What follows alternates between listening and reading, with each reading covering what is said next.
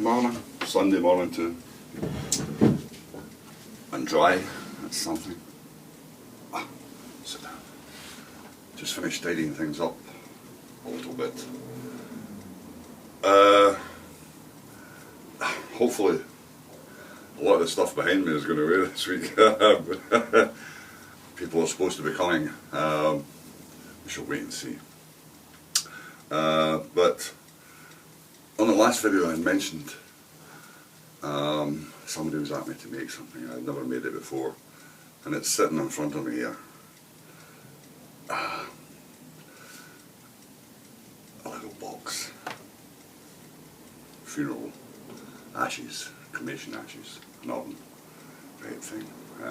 So I relented, and I've not really got the gear and everything for it nowadays, but this was a bit of work that's just probably a little bit too fine for me nowadays and requires too much concentration, and I don't have the machinery, have the tools for this nowadays. I've got rid of everything, basically because I don't really want to do this kind of work anymore. Did I enjoy it? Aspects of it I enjoyed, but I relented and said yes, okay, I'll do such. So they wanted something a little special, and I was left basically to just do what I wished with it. But it's getting timber for it. I haven't really got the timbers that you need to build this kind of thing. And if you're building this type of thing, you're far better to build 2 or 3 at the same time. One is, no, 2 or 3, because it comes at a price it comes at. And to make it work for you, you're better to build 2 or 3 if you've got the materials. I didn't have the materials. Believe it or not, this is built out of, this is pine. IKEA, 2 IKEA drawers, wooden pine drawers. That I've spent a bit of time making it look like it's a lot more expensive than it actually is. There's no real money in it as such. Not when you tally up all the hours and everything that you put into it. Because I mean, it'd be nice to have offcuts in maple and various other things lying around that I could just, in the machinery to do it all, and just go, that's it. But it's hard work this now to achieve this with the limited stuff that I've got. But we got there, and I'll open it up and let you see it. Anyway, that's the top, obviously. And I've lined it all inside. It's a little bit sticky right now with the varnish and that type of thing. So, yes, it's turned out nice enough, but I'm terrified to leave it. I had it up in the house there now, and the varnish is hardening off. So that's it. So I hope they're pleased with it as such.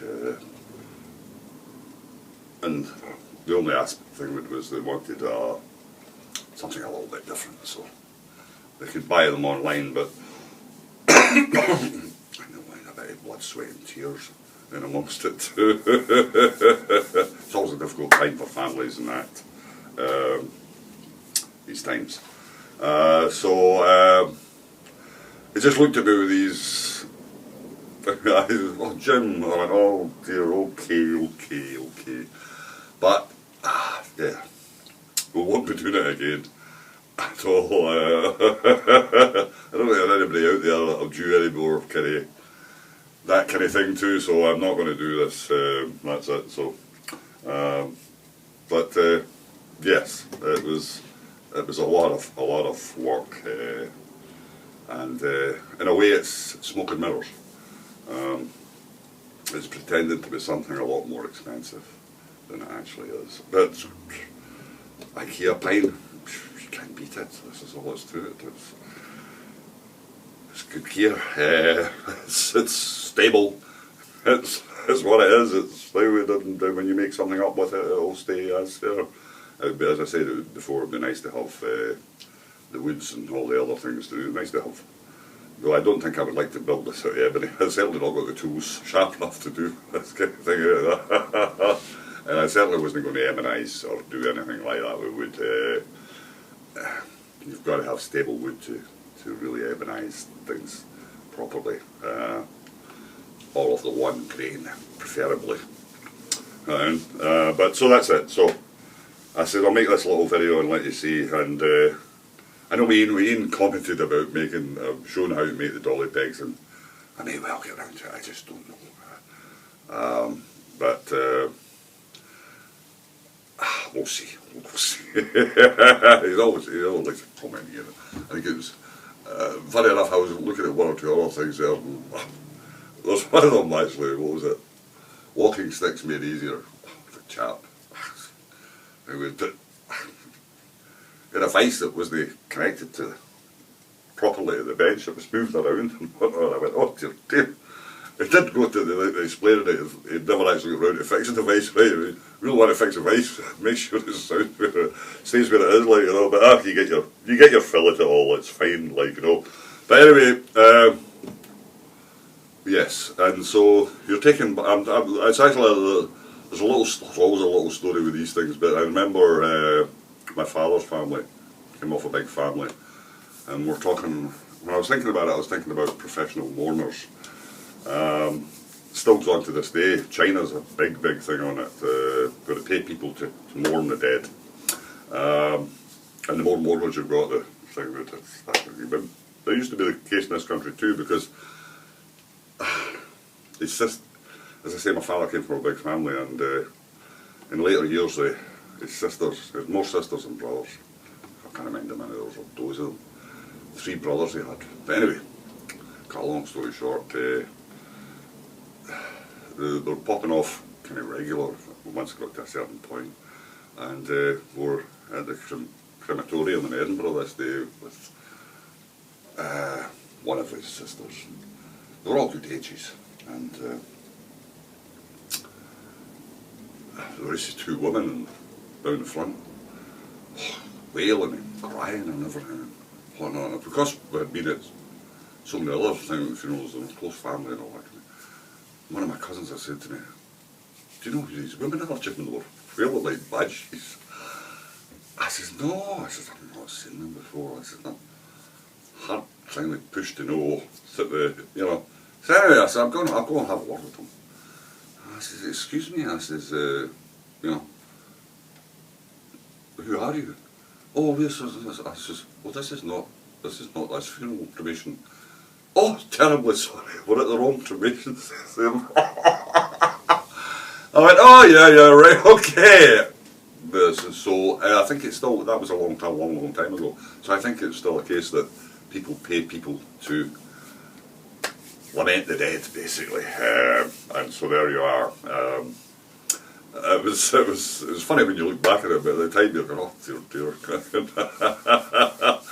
But the other thing was that as they were moving, things were getting closer to my father in some ways, and there was more whiskey drunk on the mornings off the funeral, and you always knew that you could see him going, oh God, this is getting closer, this, like, you know, poor soul. Anyway, that's it. We shall leave it at that. As I say, just pop it on and let you have a look at it. I'm reasonably pleased with the way it's all turned out. It's fine and whatnot. But, and I am undercharging for things, by the way, because the woman came and bought something off me the other day there. And because I knew her, I went, oh, just give me such and such for it. And she hadn't a bag big enough to take it away, so I gave her one of these big shopping bags, and she stays not far. And it was a present for her husband for his birthday. And because she stayed not far, I said, bag, and so we should wait.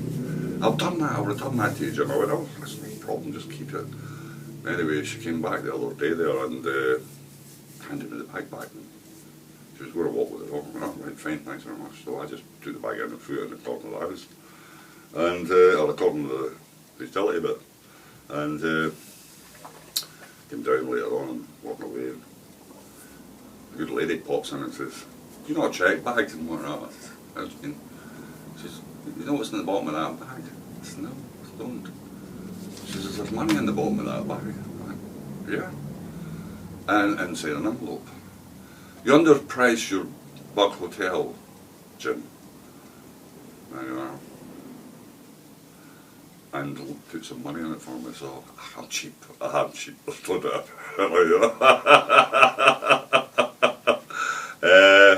So it was very nice. It was very nice. It wasn't, the way I look at it is I get something for it, move things along and get them out of the way and make way for the next one. The next one, I don't really know what the next one's going to be, but that's what it is, move things along and move it on. Anyway, hope that was interesting, hope things are well. We shall stop it at this because I'm going to have an easy, I'm going to have a lazy Sunday, or lazy is anyway. Right, we'll catch you again, cheers.